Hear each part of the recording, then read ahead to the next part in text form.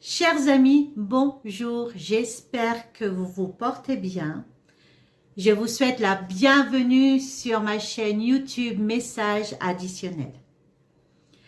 Et aujourd'hui, nous allons encore une fois partager la parole de Dieu ensemble. Et aujourd'hui, nous allons revoir la grâce, la foi et la justice de Christ. Mais avant de rentrer dans le vif du sujet, comme je vous le dis souvent, que Dieu nous accompagne à travers cette étude, que Dieu vous accompagne, qu'il m'accompagne, afin que son esprit nous guide à travers toute la vérité. Car il est dit dans 2 Timothée 3, versets 16-17, « Toute écriture est inspirée de Dieu, utile pour enseigner, pour convaincre, pour corriger, pour instruire dans la justice, afin que l'homme de Dieu soit accompli et propre à toute bonne œuvre. » Toute écriture ont été inspirées de Dieu, donc de son esprit. Donc nous devons demander que le même esprit qui a inspiré la parole de Dieu nous guide à travers la compréhension de sa parole. Nous n'avons pas plusieurs dieux, nous n'avons qu'un seul, donc il ne peut pas avoir différents messages pour l'un pour l'autre et en fin de compte ils se contredisent. Non, Dieu est un Dieu véritable. Quand il parle, il dit quelque chose, il dit la même chose à tout le monde.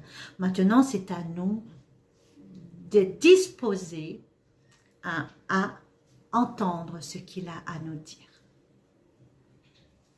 Dieu veut nous restaurer à l'image du Christ. N'oublions pas que nous nous préparons à rentrer dans son royaume. Et comme nous le savons, nous n'allons pas rentrer n'importe comment. Un travail doit être fait avant. Dieu veut nous restaurer à l'image de notre Sauveur. Dans Review and Herald du 9 mars 1905, la sœur White nous dit ce qui suit.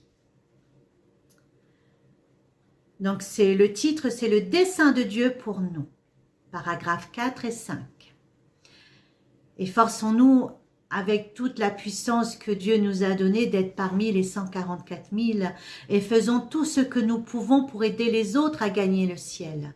Nous devons avoir un intérêt intense pour Jésus-Christ, car il est notre Sauveur. Il est venu dans le monde pour être tenté en tout point comme nous le sommes. Pour prouver à l'univers que dans ce monde de péché, les êtres humains peuvent vivre des vies que Dieu approuvera.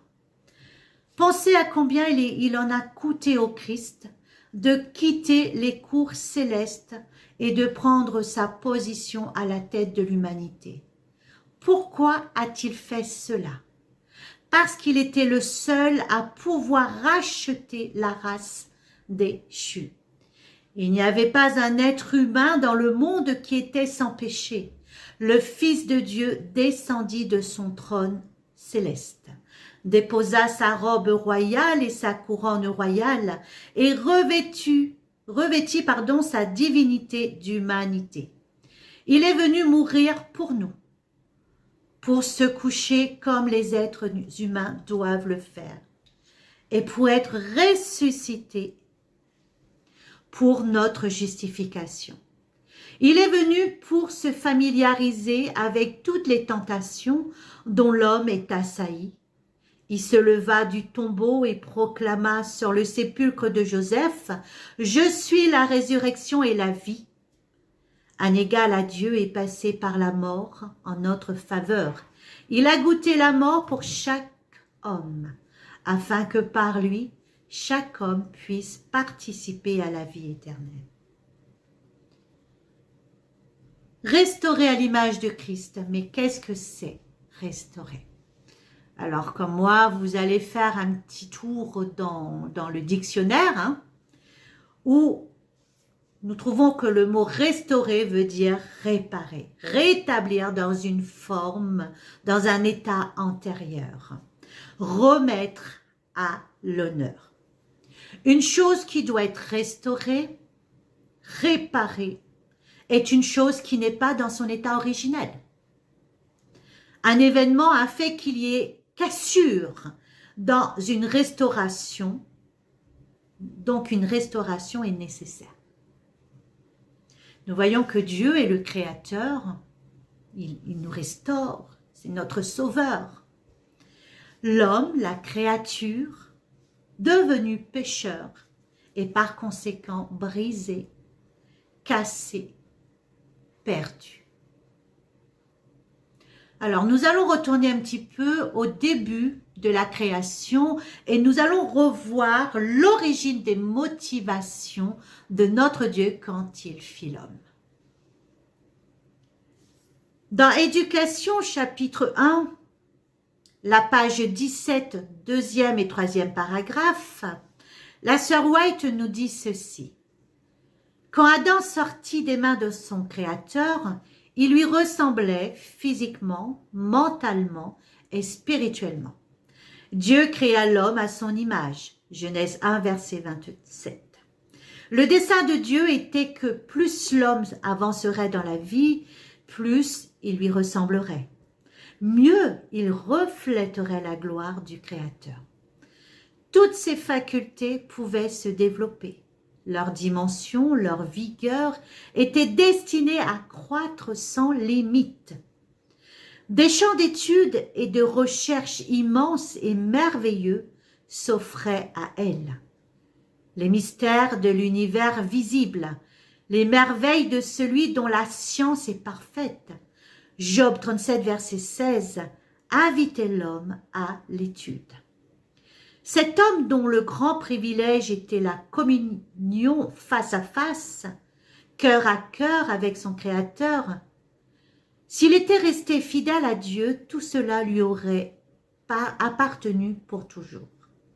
À travers l'éternité, il n'aurait cessé d'amasser des trésors constamment renouvelés de connaissances, de découvrir de nouvelles sources de bonheur, de se pénétrer de plus en plus profondément de la sagesse, de la puissance et de l'amour de Dieu. Il aurait de mieux en mieux accompli son dessein de créature. Il aurait de mieux en mieux reflété la gloire du Créateur. Mais par sa désobéissance, tout fut perdu. À cause du péché, la ressemblance de l'homme avec Dieu s'estompa, jusqu'à disparaître presque totalement. Les capacités physiques de l'homme s'affaiblirent, ses facultés intellectuelles s'amoindrirent, sa vision spirituelle se voila, il était devenu mortel. Avant le péché, l'homme était, comme nous l'avons vu, à l'image de Dieu. Donc physiquement, mentalement et spirituellement. Nous le retrouvons dans Genèse 1, verset 27. Il avait également le privilège de communiquer face à face avec son Créateur. Il avait tout en abondance, la connaissance, le bonheur parfait, la puissance et l'amour de Dieu. Il était créé pour vivre éternellement. Il était parfait en tout. Après le péché, beaucoup de choses ont changé. Le péché a entraîné des conséquences. Le premier, c'est sur le plan physique. Donc sur sa ressemblance avec le Créateur disparu. Ses capacités physiques sont diminuées. Ensuite, c'est sur le plan spirituel. Sa vision spirituelle se voila. Et ensuite, sur le plan moral, ses facultés intellectuelles s'amoindrirent. Mais Dieu ne nous a pas abandonnés. Et quand on continue à la page 17, au troisième paragraphe, toujours du livre Éducation, il est dit ce qui suit. Cependant, sa race n'était pas abandonnée au désespoir. Dans l'infini de son amour et de sa miséricorde, Dieu avait conçu le plan du salut et accordé à l'homme une seconde chance. restaurer en l'homme l'image de son Créateur, le rendre à la perfection pour laquelle il avait été créé, assurer le développement de son corps, de sa pensée, de son âme, pour que le plan divin de la création soit réalisé, devait être l'œuvre de la rédemption. C'est le but de l'éducation, l'objet grandiose de la vie. Et à la page 18 du même livre, au premier paragraphe, elle nous dit ceci: l'amour qui est à l'origine de l'acte créateur et rédempteur doit être aussi à l'origine de la véritable éducation. La loi que Dieu nous a donnée pour diriger notre vie le manifeste de façon éclatante.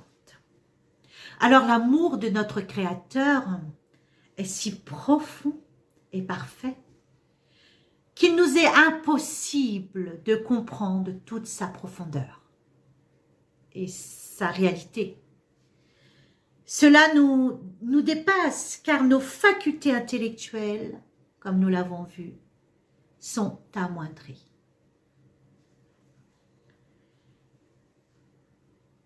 Dans Matthieu 22, versets 35-40, un homme s'approcha de Jésus et lui dit ce qui suit. « Maître, lequel est le grand commandement de la loi ?» Jésus lui dit, « Tu aimeras le Seigneur ton Dieu de tout ton cœur et de toute ton âme et de toute ta pensée.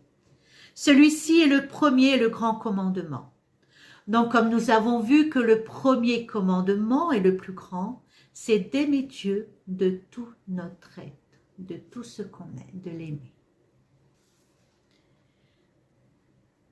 Dans Éducation, toujours à la page 18, au premier paragraphe, Ellen White commente ce qui suit.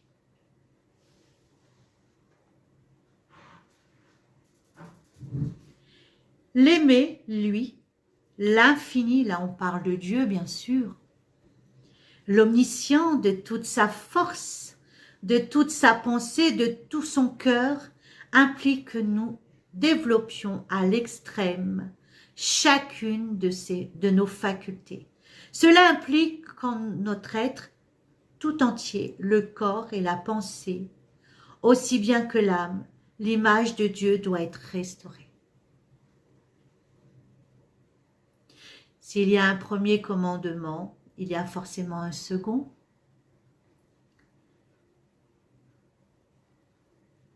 Le second, au verset 39 à 40, et le second, semblable à celui-là, est « Tu aimeras ton prochain comme toi-même ».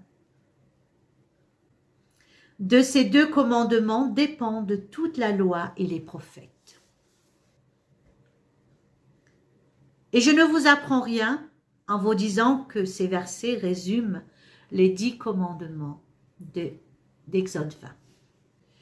Dans Éducation toujours, la page 18, deuxième paragraphe, il nous est dit ceci. La loi d'amour nous demande de mettre au service de Dieu et de nos semblables notre corps, notre pensée et notre âme. Et ce service auquel nous nous consacrons, qui fait de nous une bénédiction pour les autres, nous apporte à nous-mêmes la plus grande des bénédictions. Le don de soi sous-tend toute véritable formation de l'être. C'est à travers le service désintéressé qu'il nous est donné de développer au mieux chacune de nos aptitudes. C'est ainsi que nous participerons de plus en plus pleinement à la nature divine.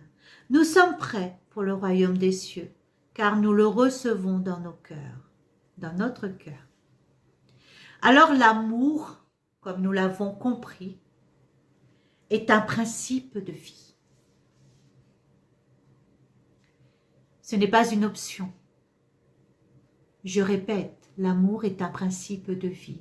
L'amour agapé, cet amour qui vient de notre Dieu, est un principe de vie et non une option. tout comme la justice de Dieu est un principe de vie et non une option. Tout ce qui caractérise Dieu est un principe de vie. Dieu est justice, Dieu est amour, Dieu est dans son caractère, il est tout ce que nous devons refléter.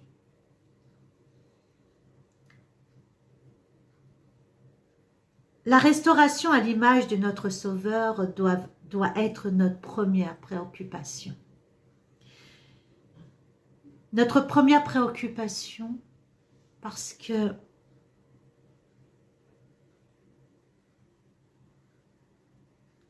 nous voulons, je suppose que chacun de nous sommes fatigués du mal, des horreurs qui nous entourent. Nous sommes fatigués de perdre nos proches. Nous sommes fatigués des injustices qui se font dans ce monde. Nous sommes fatigués de la méchanceté gratuite. Et que Dieu nous a donné cet espoir, Dieu nous a donné cette possibilité, ce privilège de pouvoir entrer dans un royaume et de pouvoir vivre éternellement sans douleur. Il nous a promis que la mort n'existera plus. Il nous a promis justement de vivre éternellement en joie avec tout le monde. Il nous a promis de vivre avec lui. Il nous a promis d'aller nous préparer une place et de revenir nous chercher. Mais il y a une condition pour pouvoir vivre cela. C'est de s'y préparer dès maintenant. C'est de s'y préparer dès maintenant. Oui, nous avons des choses à délaisser. Nous avons des conduites à changer. Nous devons tous nous remettre en question chaque jour, mourir en nous-mêmes chaque jour. Dans Romains 5, verset 19, il nous est dit ceci. Car, comme par la désobéissance d'un seul homme, beaucoup ont été rendus pécheurs, de même par l'obéissance d'un seul, beaucoup seront rendus justes. Le don gratuit est la justice de Christ. Comment pouvons-nous l'obtenir? La justice de Jésus fait partie de sa personne. Nous ne pouvons la prendre sans avoir sa vie en nous. Le don gratuit est étendu à tous les hommes, justifiés par la vie de Christ. Rien de bon ne peut sortir de nous. Rien de bon ne peut sortir d'aucun homme. Dans Review and Herald du 9 mars 1905, il nous est dit ce qui suit, dans le paragraphe 4 et 5. Nous devons avoir un intérêt intense pour Jésus-Christ, car il est notre Sauveur. Il est venu dans ce monde pour être tenté en tout point, comme nous le sommes. Pour prouver à l'univers que dans ce monde de péché, les êtres humains peuvent vivre des vies que Dieu approuvera. Pensez à combien il en a coûté au Christ de quitter les cours célestes et de prendre sa position à la tête de l'humanité.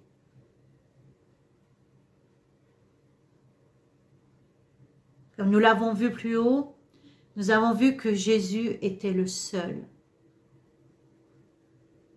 Oui, il était le seul à pouvoir racheter la race déchue. Il n'y avait pas un seul être humain dans le monde qui était sans péché. Donc Dieu a tout laissé, Jésus a tout laissé pour venir mourir sur la croix pour chacun de nous, afin de nous racheter, afin de nous faire don de sa vie. Quand Jésus est mort, tous ceux qui ont accepté sa grâce, ceux qui ont bien compris l'enjeu, le geste que Jésus a fait pour nous, ce n'est pas qu'un seul simple geste. Jésus a sauvé l'humanité. Maintenant, c'est à nous d'accepter cela. Par les eaux du baptême, nous mourrons dans le sang de Jésus. Nous mourrons dans son sang. Donc, tout ce qui est nous, tout ce qui fait nos péchés, tout ce vieil homme est crucifié à la croix avec Christ. Et quand Jésus ressuscite, nous ressuscitons avec lui. C'est lorsque nous sortons des eaux du baptême. En nouveauté de vie. Nous sommes en nouveauté de vie. Waggoner, l'un des messagers de 1888, a émis l'idée suivante. Par un seul acte de justice, la justification qui donne la vie s'étend à tous les hommes. Il n'y a pas d'exception ici. Tout comme la condamnation est venue à tous les hommes, il en a été de même avec la justification. Le Christ a goûté à la mort pour le monde entier. Il s'est donné pour tout le monde. Il s'est donné à chacun. Le don gratuit est venu à tout le monde. Le fait qu'il s'agisse d'un don gratuit prouve qu'il n'y a pas d'exception. S'il n'était venu que pour ceux qui avaient une qualification spéciale, cela n'aurait pas été un don gratuit. Par conséquent, c'est un fait clairement établi dans la Bible que le don de la justice et de la vie en Christ est venu à chaque homme dans le monde. Il n'y a pas la moindre raison pour laquelle tout homme qui n'a jamais vécu ne soit pas sauvé pour la vie éternelle, si ce n'est qu'il ne l'accepte pas. Combien méprise le don si généreusement offert. Et A.T. Jones nous dit ce qui suit. Dans Générale Conférence du bulletin 1895, le numéro 14, « Nous étions tous inclus dans le premier Adam. Nous étions tous là. Toute la race humaine était dans le premier Adam. Ce que ce premier Adam, ce premier homme a fait, nous l'avons fait. Cela nous a impliqués. Ce que le premier Adam a fait nous a conduits au péché et le péché à la mort. Cela nous affecte tous. Nous sommes tous englobés. Jésus-Christ, le second Adam, a pris notre nature pécheresse. Il nous affecte en toutes choses. Il est devenu nous et il est mort. Ainsi, en lui et à cause de cela, tout homme qui a jamais vécu sur la terre et qui a été inclus dans le premier Adam est inclus dans le second Adam et revivra. Christ était pleinement Dieu. Nous le voyons dans Hébreux 1. Le chapitre 1, je vous laisserai le lire. Il était également pleinement homme. Et ça, nous le voyons dans Hébreux 2. Ellen White nous confirme ceci dans Bulletin de la Conférence Générale du 30 décembre 1889. Elle dit que Christ avait deux natures, la nature de l'homme et la nature de Dieu. Et dans Signe des temps du 10 mai 1899, elle nous dit bien qu'en se revêtant de l'humanité, la gloire divine du Christ fut pendant un temps voilée et éclipsée. Toutefois, il n'a pas cessé d'être Dieu quand il devint homme. L'humain ne prit pas la place du divin, ni le divin celle de l'humain. C'est le mystère de la piété. Jésus a été tenté comme n'importe qui d'entre nous. Il aurait pu céder à toute tentation. Il aurait pu refuser d'aller jusqu'à la croix pour nous sauver. Oui, il aurait pu. Il a revêtu la nature d'Adam.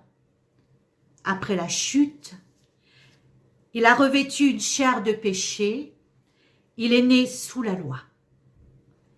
Et nous le voyons dans Galates 4, versets 4 à 5.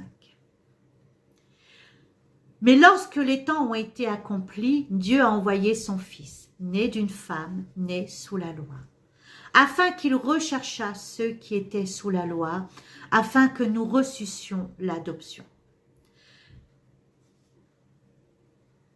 Mais en revêtant cette nature pécheresse, Jésus n'a nullement péché.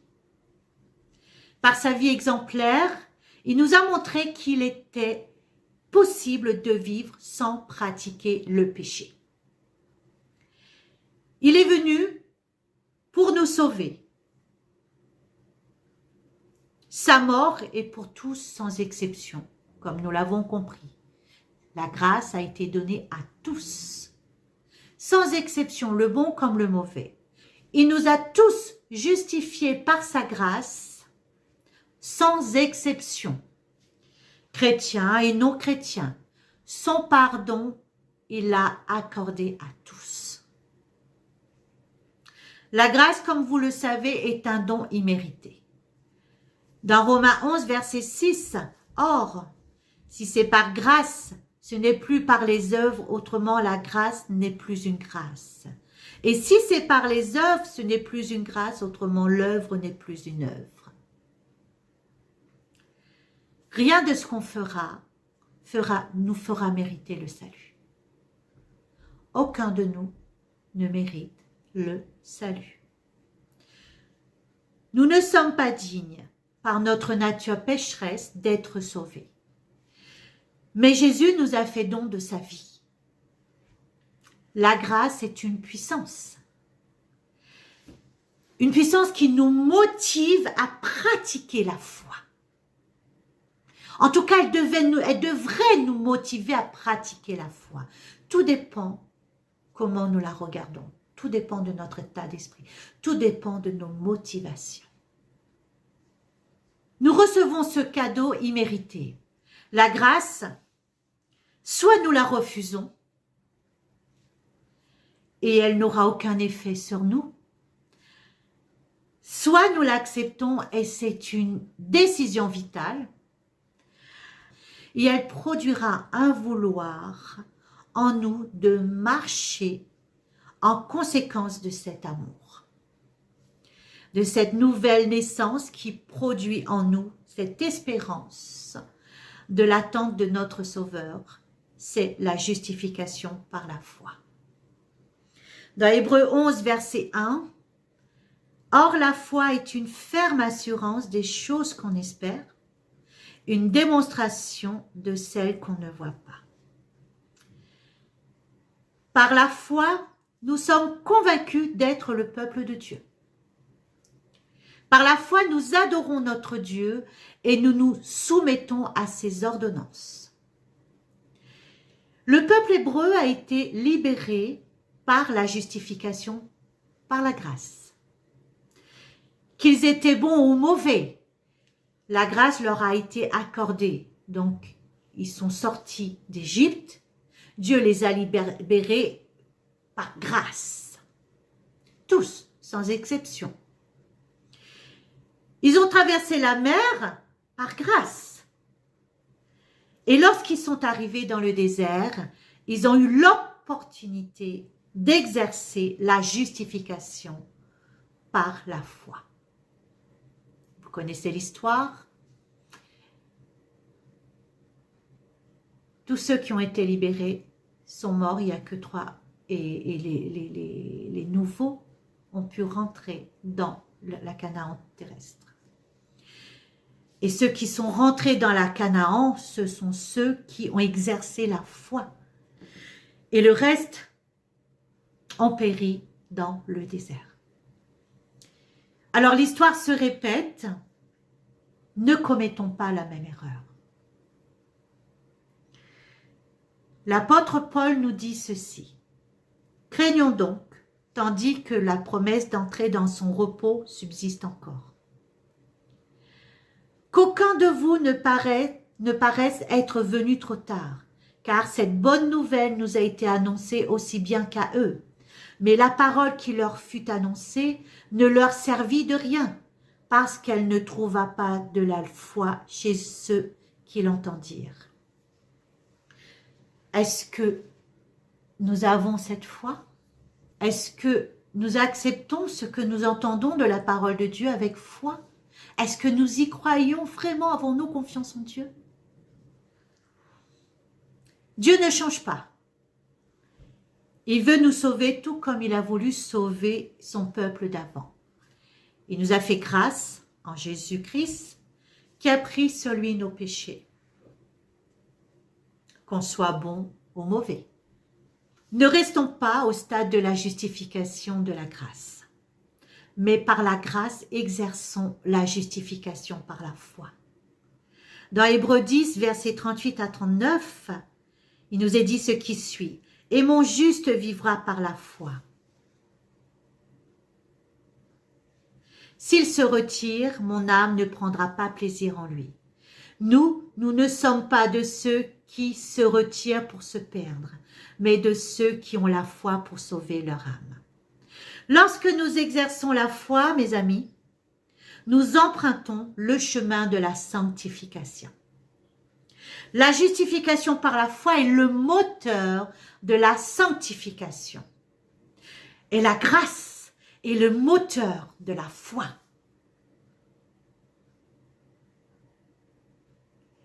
Par la foi, nous saisissons pleinement cette grâce qui nous a été offerte au départ, afin de vivre comme Christ voudrait qu'on vive, qu'on se prépare à entrer dans la Canaan.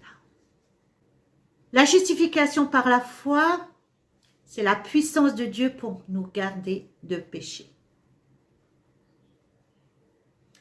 Dans la vie sanctifiée, le chapitre 1, la page 4, deuxième paragraphe, la page 3, pardon, premier paragraphe, il nous est dit ceci. La sanctification dont parlent les saintes Écritures concerne l'être tout entier, l'esprit, l'âme et le corps. Là réside la véritable idée d'une consécration totale. Paul souhaite que l'église de Thessalonique puisse jouir de cette immense bénédiction.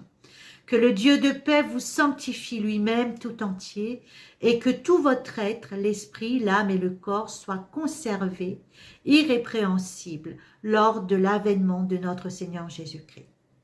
Et au verset 4, deuxième paragraphe, la vraie sanctification consiste à se conformer entièrement à la volonté de Dieu.